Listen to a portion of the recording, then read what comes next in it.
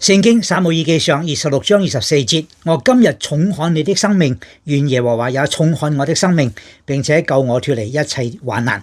呢個係大衛對掃羅王所講嘅說話。佢有機會殺掃羅，但係佢冇，因為佢要重看佢嘅生命，因為佢知道掃羅係神嘅受膏者，所以佢亦都對掃羅話，亦都願耶和華重看我的生命。佢都唔敢話願你亦都重看我的生命。